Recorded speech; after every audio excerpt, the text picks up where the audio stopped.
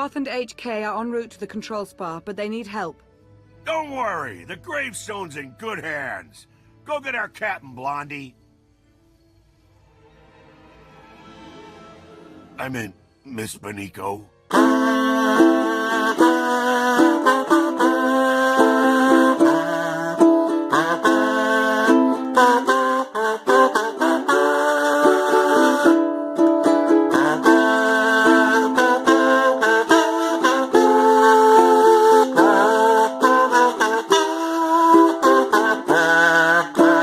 Roses are red, violets are blue. Straight people are a plague on humanity, and I'm not gonna rhyme this sentence. In the last video, I said that I considered the avalanche of poorly written, hastily rushed redemption arcs being given to absolute scumbags to be a plague on the animation industry, and indeed the entertainment industry at large. And today we're gonna talk about a certain subset of Star Wars fans who managed to make that idea even more gross than it previously was, as well as the real underlying issue that caused so many of these stories. As much as I attribute them to writers taking creative shortcuts and failing to create engaging characters that are worth caring about, there's always a core fundamental reason as to why they would pick this particular trope to fixate on. See, there's always been this tendency among fans of anything really to pick their favorite antagonistic characters and ship them with the heroes, and that goes back several decades to the point that it was given its own trope name, Draco in Leather Pants, which honestly sums up the process better than I'm about to. Basically, here's how it goes. If a villainous, monstrous character is also conventionally attractive, or even just slightly conventionally attractive, then a certain subset of the audience will get thirsty and demand redemption so that they can fantasize about having sex with that character guilt-free. And if they don't get it, they'll just make the character be that way in their fanfics. That's it. If you were expecting something more complicated that delved into the shallow way fans often misunderstand properties that would make them think that these characters are more than they previously were, there isn't one, I'm sorry. The only reason these characters are fawned over is because some people want to fuck Tom Felton, Alan Rickman, and Adam Driver. Wait, hang on, Adam Driver? Really? The guy's not even a man, he's a shitpost with feet. I don't even have any ill will toward Adam Driver. I just thought of the phrase shitpost with feet, and I liked it more than I should, and wanted to get it in there somewhere. 90% of the time, this trope is harmless. You know, unless you're like a pretentious fucking weirdo who actually likes variety and storytelling. God, what a loser, am I right? The other 10% is Reylo. Probably the worst fucking idea anyone in any fandom has ever had, ever since someone had the great idea to condense a nuanced field of critique regarding how characters being challenged by the story relates to how that story manages to enthrall a reader into a single two-word phrase that skips over all the part where you have to actually know what you're talking about and gives you an easy meme to shout at characters you don't particularly like and are unable to articulate why. Reylo is what would happen if someone was stupid enough to hire E.L. James to write Attack of the Clones, a horrific, toxic, disturbing mess of a ship that disregards the very concept of characters and storytelling for the sake of an overindulged enemies to lovers dynamic, and for whom one of those characters was thoroughly used as a vector for sad, pathetic, and lonely people to live out their fantasies of fucking moderately unattractive men with fascist leanings and a messiah complex. A ship whose fanbase ran the entire gamut of misogyny, homophobia, racism, slander, and then spinning the narrative to attempt to trick people that what was essentially a group of nominally right-wing traditionalists projecting their fixations onto children's media was some kind of feminist movement, which some people were actually dumb enough to fucking believe. I've talked a lot about bad redemption stories, and Kylo Ren is ultimately the worst of them all, entirely because that his entire redemption story was a last-minute addition designed specifically to appease this maggot-infested corner of Star Wars' increasingly deranged and deluded fandom. Kylo Ren's return to the light is one of the most contrived, hastily added, aggressively pushed atonement stories I've ever fucking seen, and that includes the Nazi space rock power hour. Kylo Ren ultimately turns away from the dark side 3/4 of the way through Rise of Skywalker, but from the moment he walked on screen in The Force Awakens, he has consistently demonstrated why he didn't deserve it. Literally, the first thing we see him do is murder a man and then order a village to be slaughtered. Then he severely violates Poe Dameron. Then he murders billions, destroying the Hosnian system. Then he kidnaps and severely violates Rey. Then he murders his own father. And that's all in Force Awakens, and he only gets worse from that point on. And throughout these films, he has routinely and systematically refused every single hand offered to him. The Last Jedi seemed to culminate on the theme that rushing to try and atone someone like Kylo Ren is practically suicidal, with Rey learning that lesson the very, very hard way and resolving to stop trying. And I'll be honest with you, seeing Rey react to Kylo Ren with nothing short of murderous rage throughout most of Rise of Skywalker, seeing her routinely dismiss and attack him every time they had a scene together, was extremely satisfying. It was so refreshing to see a hero look at the main villain and go, I'm going to put you in the fucking dirt. After 2 films where we were forced to watch Rey have her mind invaded, have her privacy disrespected, and be gaslit by this sleazebag, it felt good watching her respond to every appearance he made with, oh fuck this asshole again. And that was only magnified by the fact that Kylo Ren is such a nasty, petulant, infinitely hateable dirtbag. Sadly, that was ultimately what really foreshadowed his redemption. It wasn't Luke's flashback, it was this scene.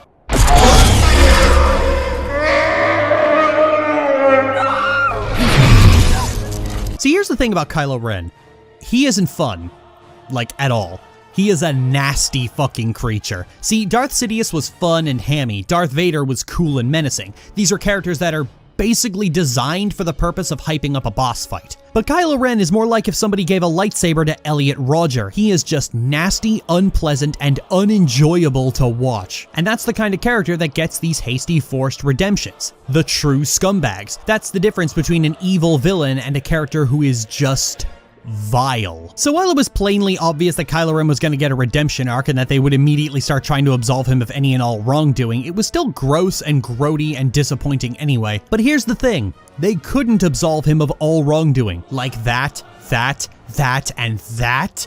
He did that shit. That wasn't Snoke, that was all you, dickhead. This is why Reylo was always one of the most bafflingly fucking stupid ideas to ever come out of any fandom ever. Never have I seen two characters so thoroughly loathe each other and have the audience go, OMG, enemies to lovers. Some people are so fucking enamored with that trope that they will not let a single fucking work go without trying to force that fucking dynamic inside it, and not understanding that you can't just apply it randomly like this. You can't just take any instance of a hero and villain arguing and claim that it's the enemies to lovers trope, because that trope is a slow burn by nature. That's the kind of relationship development that happens over several years, not the span of a redemption arc. The redemption arc is just the fucking prologue to that story. The problem with a lot of enemies to lovers stories is that the fans understand it only in the binary way the trope is phrased. Enemies, now lovers. So people like to invent or contrive this really forced sexual tension between two people, whereas the trope only works in the context of enemies to allies to cordial to friends to lovers. It's this gradual journey from point A to point B. You're not supposed to teleport there. That's hate sex. Categorize your shit properly. And it's not supposed to apply to a literal fucking genocidal scumbag. But this only works in the context of characters, with two people who have had a genuinely changing relationship are being considered for pairing up.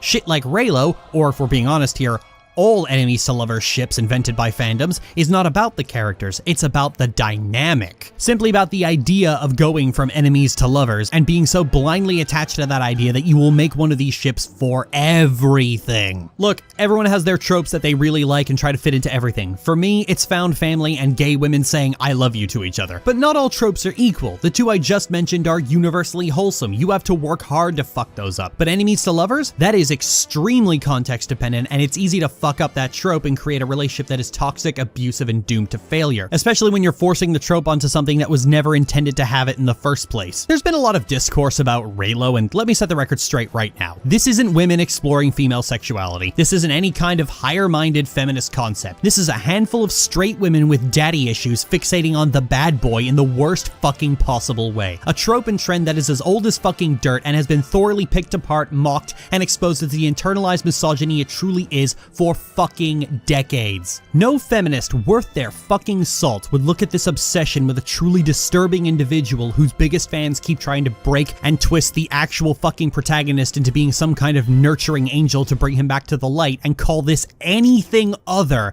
than misogynistic traditional values nonsense. This is the kind of thing women are actually expected to do in real life, and it's just as gross there as it is here. Of course, these days, it's in vogue to gaslight people into thinking your shitty behaviors born from your own self-hatred or some kind of progressive leap forward so that an entire generation that grew up surrounded by toxic ships and the normalization of abuse don't have to do any self-reflection and risk asking uncomfortable questions about themselves. It's popular these days to look at the adolescent and misogynistic rage centered around shitty books that were aimed at teenage girls and then decide to swing way too hard in the opposite direction by claiming that nothing was ever wrong with them to begin with. So of course there was a spin to present the latest in a long line of romanticized abuse as if it were some kind of feminist milestone. The only revelation to be found here is that, yes, women can be just as big of creepy, disturbing perverts as men can. It's high time that intellectually honest people stop pretending that the straight woman equivalent of a disgusting, unwashed weeb humping an anime body pillow is anything other than a pathetic sack of shit that doesn't deserve to be treated as if their opinions matter. And I wouldn't even be talking about it if their squealing and squawking hadn't actually convinced Disney that a female protagonist being forced to kiss her abuser was a totally good way to round up their already contentious Star Wars films. But it did. They were obnoxious assholes about it and got rightfully scorned from all sides of internet film discourse discourse, and then ran around trying to spin it as some kind of anti-woman hate mob, even while they were bombarding people like John Boyega and Oscar Isaac in actual racist drivel, simply for saying this gross, disturbing, abusive attempt at romance was in fact gross, disturbing, and abusive. Here's the thing, for those who haven't caught on yet, fandom is not this isolated place anymore. In the age of social media, it has just as much power as the mainstream media when it comes to influencing creative decisions. It might have been small potatoes in the early 2000s, but we live in a post-Twitter society, bottom text. Raylo wasn't just some stupid garbage that existed in the deep recesses of Tumblr where its fans were being gross, disgusting hobgoblins on their own. No, it actually influenced the fucking films. See, there's a world of difference between how Kylo Ren is portrayed in The Force Awakens as opposed to how he's portrayed in The Last Jedi and Rise of Skywalker. Namely, he's a fucking joke. He's introduced as a menacing new Dark Jedi to contend with, but once the drama of that has worn off, we see him for who he really is. He's obsessed with Vader, desperately tries to imitate what he thinks a dark, tortured soul looks like. He can't deal with anyone except the most Force-blind characters in the room. He's prone to petulant tantrums. Chewie gets an easy shot on him because he's too busy basking in the darkness of his own patricide, like the melodramatic fucking tool that he is. And two people who have never held a lightsaber before completely fucking clown on him. Kylo Ren is fucking pathetic. The Force Awakens leans really hard into the idea that this man is a pathetic sack of shit. But the thing is that Kylo Ren very much imitates a certain kind of person who exists in the real world and dominates fan culture. The person who imagines themselves to be a complex and tortured individual entirely because of the aesthetic and leans into it so hard they eventually start to believe it. The kind of person who will happily describe themselves as emotionally dead inside and never once consider that maybe this is a red flag to get help. And those people loved Kylo Ren and actually identified with him, and they didn't carry that connection to its logical conclusion.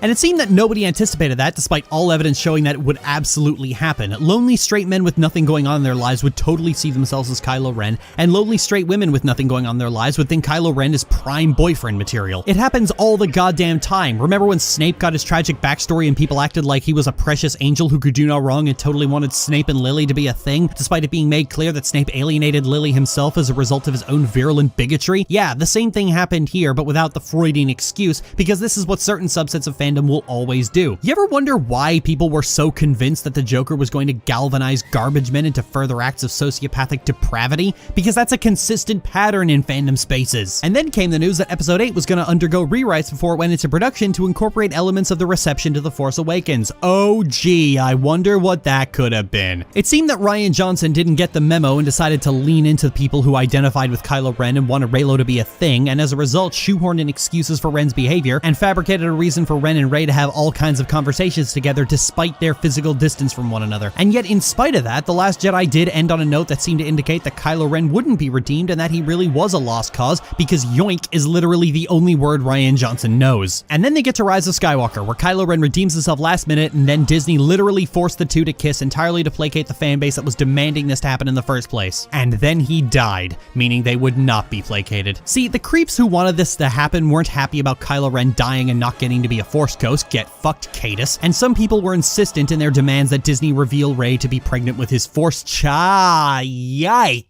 Yeah, post-Rise of Skywalker discourse was a fucking hive of Elliot Rodgers acting as if this one trash man dying in the literal main character of the film not being saddled with his kid as recompense was some kind of act of discrimination. When I say Reylo fans are creepy and disturbing people, I mean it, because they continuously push the barrier of acceptable behavior. I won't lay out all the details for you, but it soon became clear that Rey was not really an active element on their minds. It was clear people used Rey as a vessel to project onto. The shit she'd suffered was either ignored or erased, and oftentimes people would twist it into some kind of sexual awakening metaphor. And the fact that this was a man who had repeatedly violated her in several different ways and tried to murder her didn't factor in at all, because it wasn't about these two characters are cute together, it was about simply wanting to fuck Adam Driver for some reason. And this is where shipping fandoms reach their zenith, because this wasn't hiding in the back of fanfiction.net with all the other fetish porn written by lonely 30-somethings with nothing going on in their lives. This was something that made it into the fucking films and gave probably the worst contrast ever for a film intended for children. Because back in the 80s, Leia killed her abuser,